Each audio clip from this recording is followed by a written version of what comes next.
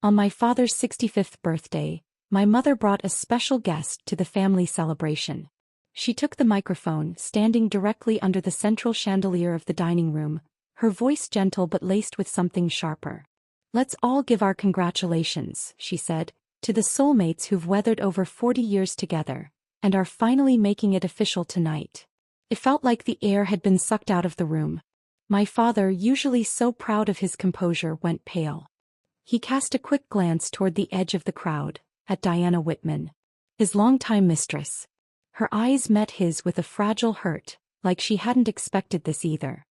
He instinctively frowned, then turned to look at my mother. His gaze was filled with blame. At that moment, the large screen behind them lit up. A slideshow began, one photo per year, starting when my father was 35 and ending this past August. 30 snapshots in total. They unfolded like commemorative stamps marking their journey. My mother kept smiling, seasoned like a wedding MC, her tone almost theatrical as she announced, "Let's give it up for my husband Richard Moore and his one true love, Diana Whitman." The room fell deathly silent. No one spoke. I clapped a few times, almost out of instinct. My hands echoed in the quiet like an accidental firecracker. It wasn't until 3 days ago that I understood what this was all about. That day my mom had asked Dad if he wanted to take a trip to Florida with her. She'd already booked the flights and hotel. But Dad had brushed her off. "I've got a paper to finish." She didn't argue. Just turned away and started tidying up his birthday decorations in the kitchen. She pulled an old box from the closet, looking for photos to turn into a slideshow. Instead, at the bottom of the box she found a thick album she didn't recognize. She sat on the living room carpet, hands trembling, turning the pages one by one. Photo after photo. Dad and Diana watching the sunrise over the Colorado Rockies. Feeding seagulls together at the Seattle docks. Smiling side by side at a geothermal spring in Iceland. On the back of each photo, a handwritten note. "To my Diana, the gentlest escape I've ever known."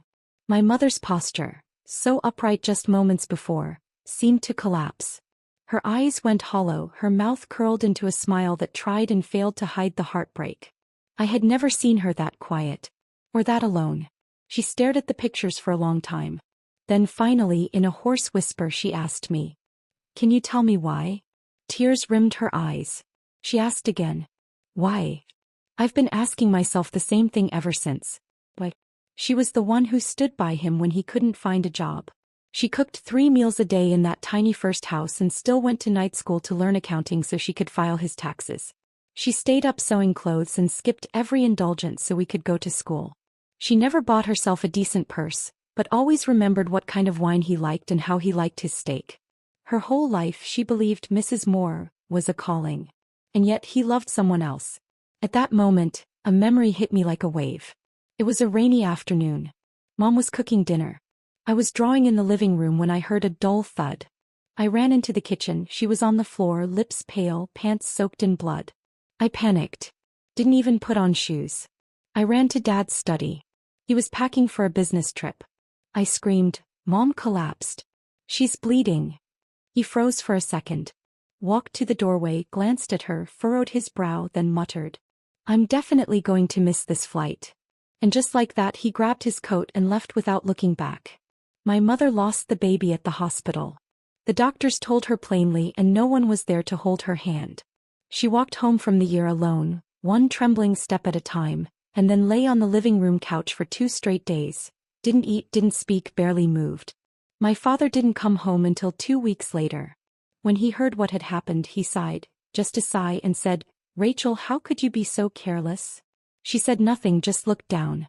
Only then did he realize his words had landed like a slap. He quickly softened, tried to console her. "It's all right. We'll have more kids. Don't blame yourself. I'll carry us through no matter what." His voice was gentle. That smile of his still had the same warmth, like it always did. A smile that could convince anyone he meant what he said. And my mom, she believed him. He always had. Until 3 days ago when she finally found out where that business trip had really taken him all those years ago. He hadn't gone for work. He'd gone to Diana.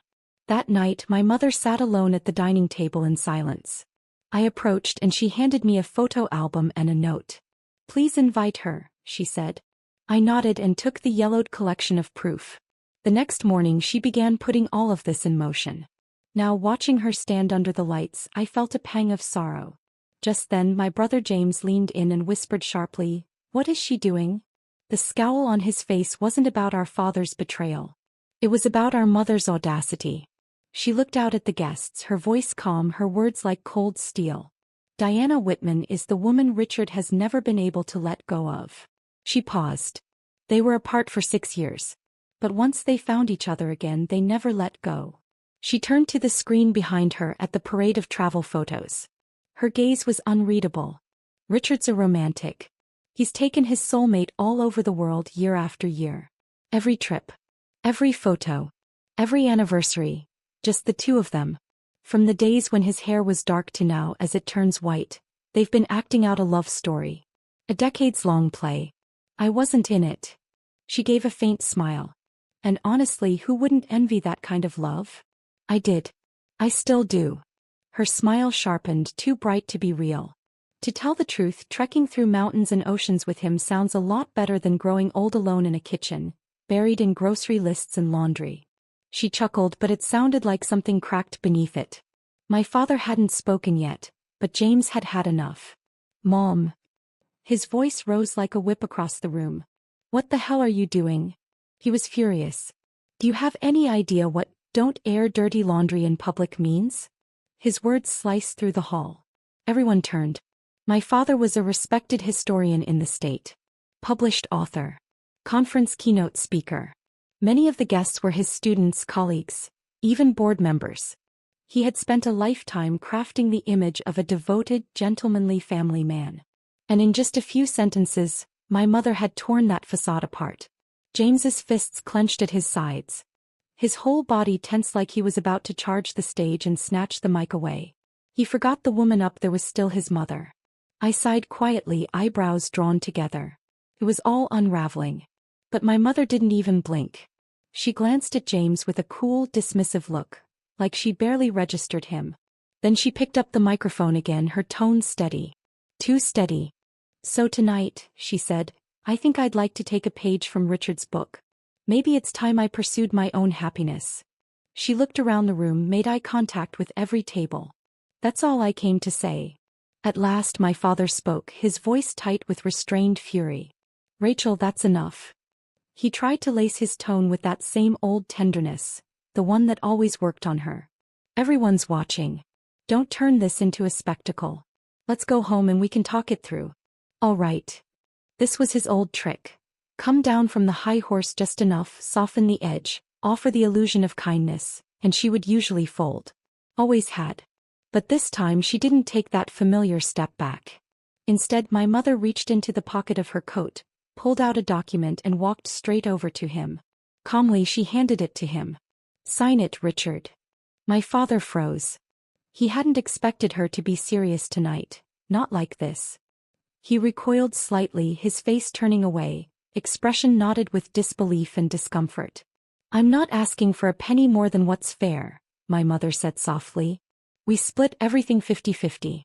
You can choose which house you want. I won't dig into your past, I just want a clean break." Her tone was flat, like she was reading off a bank statement. James's face drained of color. He shot up from his chair like he'd been jolted. "Mom, what the hell are you saying?" he blurted out, panicked. "Dad built all of this on his own. You don't deserve half of it." I turned to him, my voice sharp and deliberate. "James, have you lost every last bit of decency? Do you not remember how you grew up? Who raised you?" He whipped around and snapped at me, eyes burning. "All she ever did was cook and clean. What's the difference between that and a maid? She's old. She should be stepping back, not asking for a damn payout." I was about to fire back when I felt Ethan's hand tug at my sleeve. He leaned in, voice low. Don't fight. James isn't completely wrong. Just leave it." I turned to look at him, and something inside me went cold. Ethan had always been my father's protégé, brought up under his wing, well-connected in academic circles, always benefiting from being Moore's son-in-law. Not once in our marriage had he challenged my father. And now, when it really mattered, he turned his back on us as effortlessly as flipping a page. I let out a bitter laugh. "Ethan, you really are my father's star pupil, just as polished, just as hollow. Tension crackled between us. Sparks flew in our eyes. But then my mother spoke again, her voice firm and steady, slicing through the chaos. "Enough," she said. "I'll take less if that's what it takes. But this divorce agreement, you will sign it." Her voice wasn't loud, but it carried weight, silencing the entire room. Across the room I caught a glint in Diana Whitman's eyes, a flicker of hope she could barely hide. Her gaze locked on my father, like she'd been waiting for this moment to finally step into the light. If he just said yes, they'd no longer need to pretend to be just friends. But instead my father quietly took the document, then without a pause tore it in half. Then again. And again. The shredded pieces drifted to the floor like soft white ash. When he looked up there was no shame on his face. No fury. Just a dull, hollow defiance. "Rachel," he said, his voice rough and dry, "Diana is a remarkable woman. But we're just old friends. Why do you always assume the worst of me? If you're angry, then yell at me. I deserve that. But let's not get divorced. Please." It sounded like a plea but had the posture of a speech. Diana's expression tightened, then shifted into a tight, embarrassed smile. It wasn't grace, it was pride barely covering deep, bruising disappointment. I couldn't help the soft scoff that escaped my lips. That line? That wasn't for Mom. He didn't want her back. He just didn't want to lose face. And sure enough, the crowd started to murmur. "Mrs. Moore, this has to be a misunderstanding," said a man in a suit, stepping forward like he was defusing a fire. "Diana isn't that kind of woman. Professor Moore has always spoken highly of you." "Yes, Rachel, come on now," an older woman chimed in gently. "At your age, what's the point of digging all this up?" James added with a sigh, clearly annoyed. "Mom, this is just about some trips, seriously. You're blowing this way out of proportion. If you want to travel, I'll take you next month, okay? There's no need to ruin your peace like this." Sensing the tide turning, my father jumped at the opening, pressing his advantage. "All right, Rachel," my father said, his tone condescendingly calm. "What you did to Diana tonight, accusing her like that in front of everyone, it was out of line. Just apologize to her and let's pretend none of this ever happened." My mother looked at him, her expression composed but razor-sharp. If this had been any other night, she might have done just that. She might have played along. But tonight she finally saw it clearly. Every time he extended grace, it was never about forgiveness. It was always about preserving himself. "I haven't done anything wrong," she replied evenly. "And I don't owe anyone an apology." She straightened her shoulders, eyes level.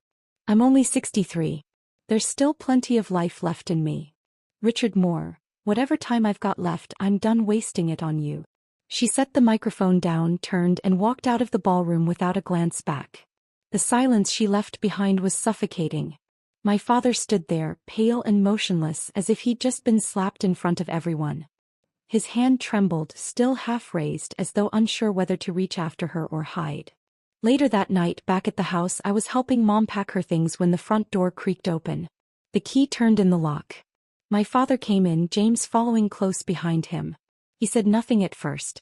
Just walked to the bedroom doorway and watched Mom fold the last coat into her suitcase. Then he let out a sigh, barely a whisper. "Rachel, stop this nonsense. We're almost 70. At this point, what does any of this matter? Can't you just let me grow old in peace?" He paused, then added with a pointed tone, "Even if you don't care about me, at least think about Diana's reputation." Mom didn't look up. She kept folding a sweater, her hands calm and steady. He raised his voice, frustration starting to bleed through. "Do you really not see how much I love you? This is love." I couldn't hold it in anymore. A laugh escaped me, sharp and bitter. "Love?" I scoffed. "Is that what you call it? Hiding behind snapshots with another woman?" He and Diana had been high school sweethearts. Dated for a year before heading to different colleges. Then he met my mom on campus. She was the student council president. Driven, charismatic. He said it was love at first sight. They dated 4 years. Got married right after graduation. Mom could have gone on to a corporate job, high pay, prestige, a real career. But he said, "I need you here with me. I'll be too lonely without you." So she stayed. He gave up that interview. That future. For him. She had given up so much over the years. And now she finally saw the truth. All that sacrifice had been for a man who preached love but never truly put her first. "I've said it already," she said, her voice steady, her spine straight. "I want a divorce." She paused, then stood tall and faced him fully. "I'll say it again so there's no misunderstanding. This isn't a whim and it's not a joke." James exploded like a kicked dog barreling forward. "Rachel, you are unbelievable. If you walk away from Dad, who the hell do you think is going to take care of you? No wonder he never stopped loving Diana. You're not even half the woman she is. You want to leave? Fine. But don't think you're taking a single cent from this house. You're disgusting." I laughed again. But this time it was colder, more hollow. Something deeper than anger. James is 6 years younger than me. He has no idea what Mom went through to bring him into this world. He nearly killed her during childbirth. It was a complicated delivery. The doctors recommended an emergency C-section. But Dad hesitated for over an hour before signing the consent form. "Let's wait a bit," he said. "Natural delivery is better for the baby." During that hour, Mom was in so much pain she nearly passed out. The doctors came in again and again urging him to sign. But he just sat in the waiting room, head down, flipping through conference notes. I was standing in the corner watching it all, his so-called calm logic. And it was the first time I realized I could never count on him. When James was born, he cried through the night, every night. The only way to keep him calm was to hold him, rock him, hum to him endlessly. And my mother? She stayed up with him night after night, barely sleeping. By day she cared for me. By night she sat on the living room couch, holding a fussy newborn in her arms until the sun came up. And my father? He claimed he needed academic focus. He closed the bedroom door, and eventually moved into his faculty apartment on campus. It sounded noble, for the sake of scholarship. But really he just didn't want to hear his own son cry. Who would have thought that very son, all grown up now, wouldn't remember a thing she'd done for him? That he'd stand beside our father like a loyal guard dog, barking at her like she was the enemy? There was a flicker of grief in my mother's eyes. The child she had nearly died bringing into the world was now standing in front of her, pointing to the door, telling her to leave. Her whole life, who had she lived it for? I walked to her side, gently took her hand. "Mom," I whispered. "Come with me. I'll take you home." She looked at me, tears at the corners of her eyes, and then she smiled. "Just a little." "Okay," she said. She let go of my hand, turned to face my father, and spoke with calm finality.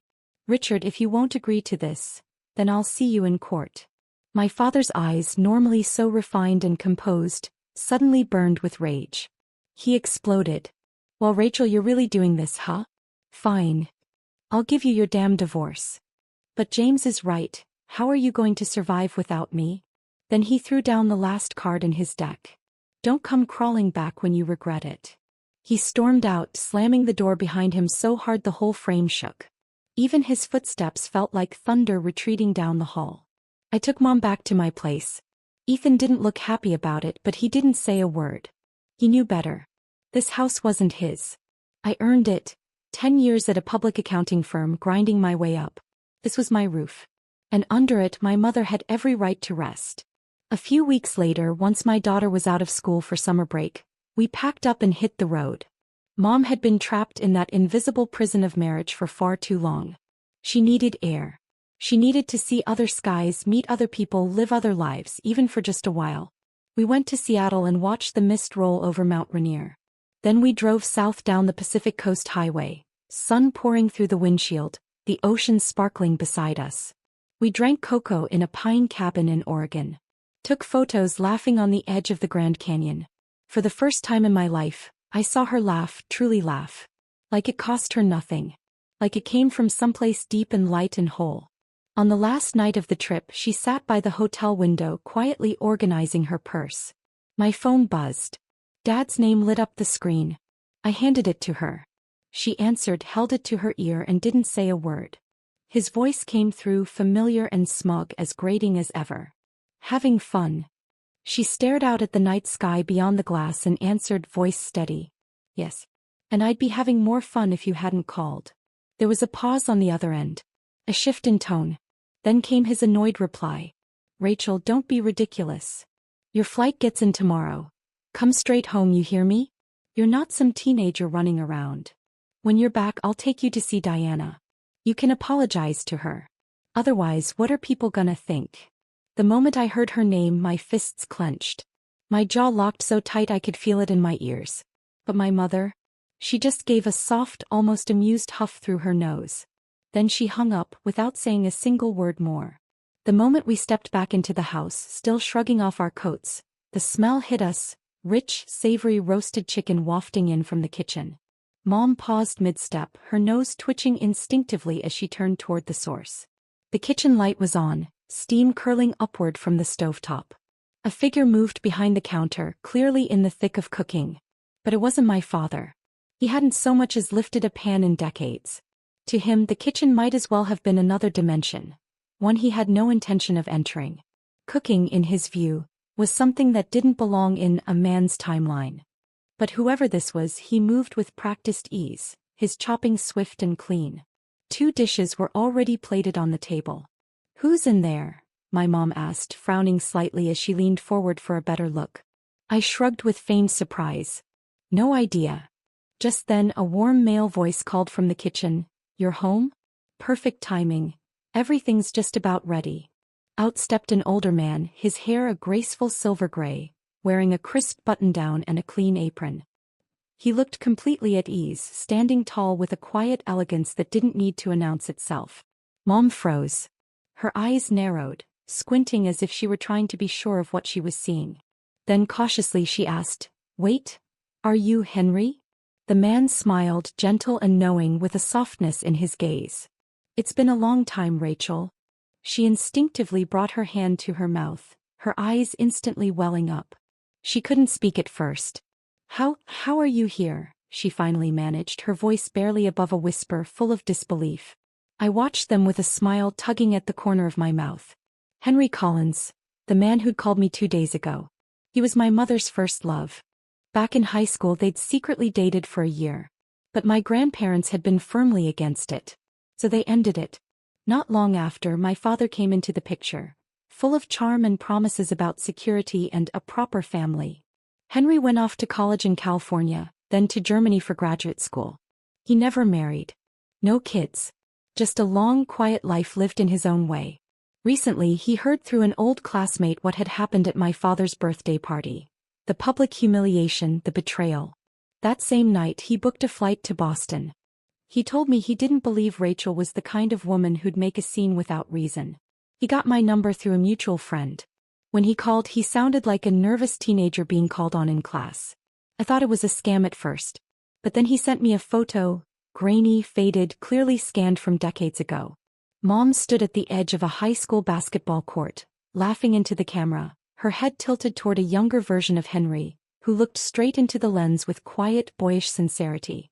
And just like that, I recognized it. That was her real smile. So I told him yes. Told him when we'd be back. Told him to wait. What I hadn't expected was that he'd show up early and cook an entire meal. "After all these years," he'd said while setting the table, "I just wanted her to walk in and taste something warm." He took her coat with a gentleness that felt like something sacred. Then he winked at me as if to scold me for not giving her a heads up, though the smile on his face was impossible to hide. Mom finally regained her composure and looked over at me. I nodded once quietly and nudged her toward the table. They sat down and began to talk. And to my surprise, it wasn't awkward at all. I'd expected long silences, maybe too many words trying to fill the years between them. But Henry was effortlessly charming, thoughtful in just the right places and never forced. Within 10 minutes he had her laughing. And not just polite chuckles, genuine, full-hearted laughter. It was the kind of laugh I remembered from when I was a kid. A laugh that wasn't weighed down. A laugh that didn't feel like it needed to apologize for existing. It was the sound of my mother finally, exhaling. Everything was peaceful, until Ethan came home. He stood frozen in the entryway, staring at the full dinner table and the unfamiliar man sitting beside my mother. "Amy, Rachel, what's going on here?" he asked cautiously, his voice laced with suspicion. I turned to him, my tone steady and unapologetic. "This is Henry Collins. He's a friend of my mom's." Ethan's eyes darted between Henry and my mother, and his expression began to tighten. His brow furrowed in a way I'd seen far too many times, judgment wrapped in entitlement. Then he spoke, that familiar brand of passive-aggressive sarcasm dripping from every word. Rachel, you and Richard haven't officially divorced yet, right? To bring a man into the house like this, especially where people might see, that doesn't exactly look good, does it? The smile that had been dancing on my mother's face vanished. Her body stiffened and she glanced at Henry with uncertainty, shame creeping in. But before she could respond, Henry calmly set his wine glass down. His voice was gentle, but there was steel underneath. I think you've misunderstood, he said. I'm not here to stir up trouble. I came to cook dinner. Ethan scoffed. Sure. And I suppose you're also here to do the laundry? Come on. Let's not pretend this is just about food. What exactly are you trying to pull? That's enough, I cut in. My voice was quiet but sharp as a blade. What are you really upset about, Ethan? That someone actually treats my mother well? That she's not still waiting around for a man who never once made her a meal? Color rose in Ethan's face. He opened his mouth, then closed it again, too cowardly to finish his sentence. My mom didn't dignify the exchange with a reaction. Instead, she got up from her seat, walked into the kitchen and returned with a clean plate. She handed it to Henry with a lightness in her voice that made everything before it irrelevant. Would you mind getting me another bowl of soup? She asked. I ate too fast the first time. Didn't savor it. Henry looked at her with a warmth that filled the room. Of course. That meal Ethan barely touched a thing. He sat stiffly, chewed a few bites and muttered something about work before retreating to the study. But my mom? She ate like the food had a heartbeat. After dinner, she and Henry cleaned the kitchen together. I stayed in the living room listening to the sound of plates clinking and water running, like a scene from some soft, forgotten life. I think you just beat me at dishwashing, she teased. Then I guess you owe me a walk, Henry replied. Fine, she laughed. But if I get tired, you're carrying me. I'm hoping you do, he said. Gives me an excuse to keep you close. She didn't answer, but I heard her laugh again. Henry had just rinsed the last plate. The faucet hadn't even fully turned off when the doorbell rang. Who could that be at this hour? Mom asked, her brow tightening. Something dropped in my stomach. I stood up, but before I reached the entryway, the door thundered with 3 hard knocks. Rachel. Open up. It's me. Of course. My father. The door cracked open and before anyone could react, he and James pushed inside, a gust of cold air chasing their heels. I knew it, Richard snapped, eyes scanning the room before locking onto Henry in the kitchen, a dish towel still in his hands. Well, that was fast, he spat. Didn't waste any time moving him in, did you? My mother stood by the dining room chair. She didn't move, didn't speak. You two aren't even legally divorced yet. James shouted, pointing accusingly at her. And you bring this guy into your home? What the hell are you doing? She knows exactly what she's doing, I said flatly. But Richard ignored me completely. His eyes were fixed on Henry, lips curling into a sneer. Henry, I remember you. The guy who dropped out of high school, ran off to Germany and still managed to come back with nothing to show for it. Henry didn't flinch. He quietly dried his hands and looked up with an unbothered calm. I'm surprised you remember me, he said mildly. Truly. Surprised. Richard stepped forward like he owned the moral high ground. Of course I remember. She never forgot you. And that's when my mother finally spoke.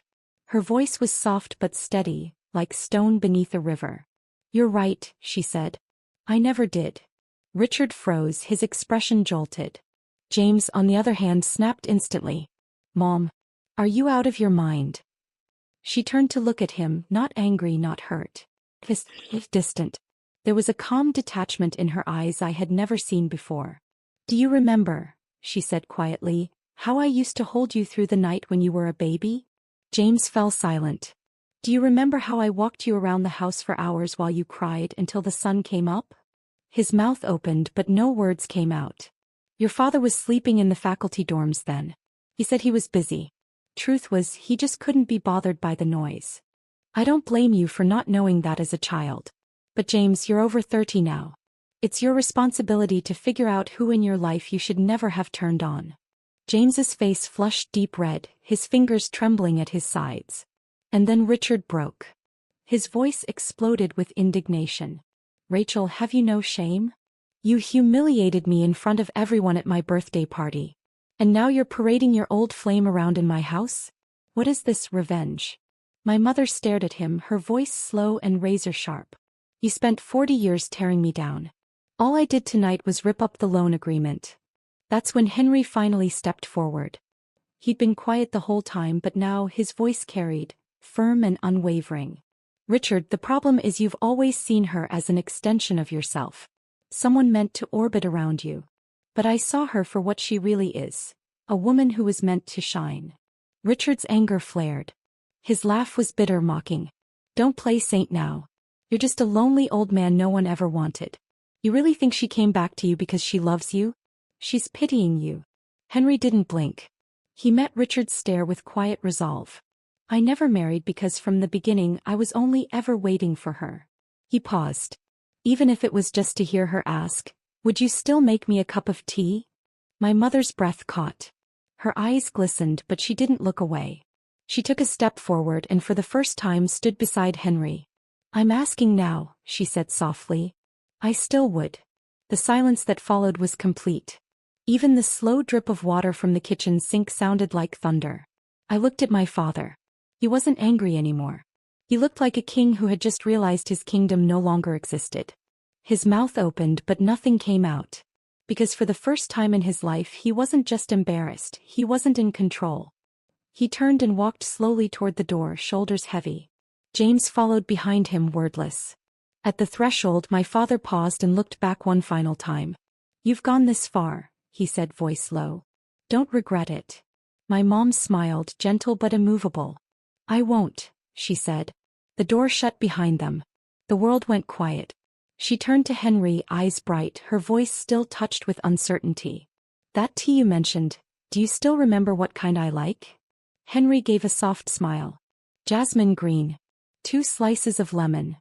When Mom left my house, she did it with the same calm clarity she'd gained that night. She didn't take much. Just a few of her favorite clothes, a couple of books, and a small wooden box filled with her tea set. She looked at Henry, lifting the box into the back seat with a half-teasing grin. The kitchen's yours now. Don't let me go hungry. Henry gave her a mock salute. Yes, ma'am. They moved to a quiet little town near the coast. A white house with an attic, nestled by the ocean. A place untouched by expectations, where no one treated her like a maid or a burden. Every morning she sat in the backyard with the sun on her face.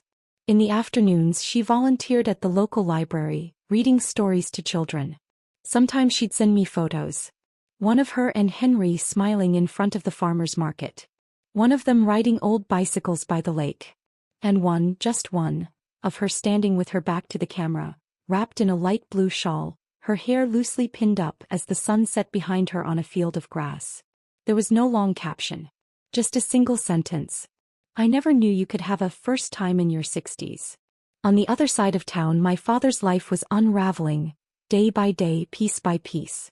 He started calling me constantly. First it was about Mom. He wanted to talk. He said he was ready to start over. I ignored him. Then he got sneakier, reaching out to Henry's neighbors trying to check in, pretending he was just worried she might be taken advantage of. Eventually he pushed James forward. James texted me. Amy, how's Mom? Is she doing okay? Has she mentioned me? I replied with one sentence. You don't deserve to know. That's when they realized they were losing their grip. Richard had assumed Mom's walkout was just a tantrum, a tactic to scare him straight. But when it finally hit him that she wasn't coming back, the panic of losing control stripped away the last of his pride. He started volunteering at academic conferences, begging for speaking slots, trying to claw back some relevance. But he'd been out of teaching for too long. Students whispered that he was dated, condescending, out of touch. His evaluations slipped year after year. As for James, rumors began to spread at his firm. Anonymous complaints claimed he'd been using his position for personal gain. And the thing about Richard and Diana? It had already made the rounds. People didn't say it aloud, but everyone knew something exploded at that birthday dinner. Old friends started keeping their distance. Then came the diagnosis: early-stage Parkinson's. The doctor told him he'd need regular care. He nodded. And then he did what I knew he would. He called my mother. He even tried email. One after another, long winding letters. The tone was softer now, more careful. And one he wrote. Rachel, I was wrong. If you'd come back, I'll let go of everything else. Mom read the emails. She didn't respond to a single one. As spring approached, Henry and Mom helped organize a small community exhibit titled Act 2, Life Rewritten. It was warm and welcoming, walls lined with watercolor paintings by local seniors, children's poems she helped them write, and hand-cut leaves pinned to a giant tree of life, made from recycled paper scraps. Henry made a display card for the entrance. Welcome to the days where we begin again. I brought my daughter with me to visit. And there, standing near the back of the crowd, head low under a cap, was James. He watched silently as Mom knelt beside a little boy, explaining how each leaf on the tree represented a moment someone decided to grow again. His eyes were distant, unfocused, like he was seeing her for the first time. As the event wound down, he quietly stepped next to me. She really changed, he murmured. I looked at him, and for the first time I didn't feel anger. No, I said. She finally got the chance to be who she always was. James looked down like the truth of that had just landed. That night, before we left, I saw Mom on the balcony outside the event space. She was wrapped in a soft shawl, and Henry handed her a cup of freshly steeped tea. She took it with both hands, lifted her gaze to the stars, and said, "Today was really nice." Henry stepped a little closer, his voice low. "Every day can be nice, if you let it." She turned to him and smiled just slightly, then gave the smallest nod. Then she looked out past the trees, toward the blinking lighthouse in the distance. Its beam flickered steadily, like it was lighting a path she'd never dared walk before. "I'm done wasting time being angry," she said. "I just want to live well. And be loved well." Henry smiled. "You deserve that." She nodded again, no hesitation, no fear. She was truly free. Richard and Rachel's divorce was finalized in the fading days of winter. He'd assumed, no, expected, that she would do what she always did, turn back at the last minute. She had a soft heart. He'd counted on that for 40 years. But this time she didn't look back. This time there was no softness left for him. She didn't even show up to sign. Her attorney handled everything. What she left him with was a box of old photo albums, and the soundless echo of a goodbye that had taken 4 decades to say. A few months later, Richard married Diana. It was a modest ceremony, attended by a few colleagues and aging alumni. Diana wore a pale slate blue dress. She stood on the platform with a composed smile, but beneath it was a flicker of something else, something like victory, long awaited and slightly bitter. She had waited so long. And now at last she had the title. At first it felt like they were making up for lost time. They moved into a quiet home in the suburbs. They tried baking. They planted a garden. Diana even floated the idea of writing a marriage memoir, a chronicle of their belated fate. Richard smiled along, though he spoke less and less. He began to realize Diana didn't like silence. Every day had a plan, down to the color-coded fruit trays at breakfast. She didn't adapt to him. She corrected him. "The sleeves on that sweater need a wash. Could you please drop the lecture voice?" He began to feel tired. Not physically, but down in his bones. Diana loved taking selfies. She loved tagging him on social media, hosting dinner parties, calling him "my husband who once won the Chancellor's Award," with pride glowing on her face. But in private she became sharp. Prickly. Once he was watching an old recording of Rachel giving a lecture. Diana walked in, silently closed the iPad and said, "What's past is past. No need to revisit it." In that moment Richard felt something cold drop inside him. He'd escaped Rachel's restraint, only to step into a cage made of polished brass. Less than a year into the marriage he was diagnosed with early-stage Parkinson's. Diana didn't abandon him. She administered his pills, arranged his appointments, made spreadsheets. But she never held his hand. She never hugged him anymore. She cared for him like a nurse, not a wife. As the disease progressed, Richard grew slower, less precise. Sometimes he would wake from dreams and swear he could smell oranges. He'd see Rachel in the kitchen of their old home, peeling clementines in soft spirals, stacking the peels into neat mounds. She never complained. One night, sleepless and restless, he dug through old emails, rereading what he had left. He knew he'd deleted most of her messages over the years. He knew his replies had always been shorter than hers. In the mirror, his reflection stared back, faded, hollow-eyed, rimmed with gray. He whispered aloud to himself. What is it that you really wanted? Freedom. He had it. Control. He'd wielded it. But it had cost him the one thing he never imagined he'd lose. There was no one left waiting for him to come home. James rarely visited now. Ever since Rachel walked away, something between father and son had fractured. At first James was furious. Furious at his mother for destroying the structure of their family. Furious that she left him in the middle, expected him to choose. But as time passed, his anger quieted. He began to notice things. Diana never really asked how he was. When his father's condition worsened, James watched her stand at the bedroom door, hesitating for several seconds before finally stepping inside. He remembered how Rachel used to warm milk for him when he couldn't sleep, how she had quietly supported him through every failure without once saying, "I told you so." One afternoon James stopped by unexpectedly. He found Richard sitting alone on the patio, staring at nothing, a blanket across his knees. The TV was off. "Dad," he said quietly, "do you ever regret it?" Richard didn't respond. He just handed over an old photograph. Rachel standing in front of their college library, arms full of books, laughing toward the sky. James stared at it for a long time. "She's not waiting for you," he said eventually.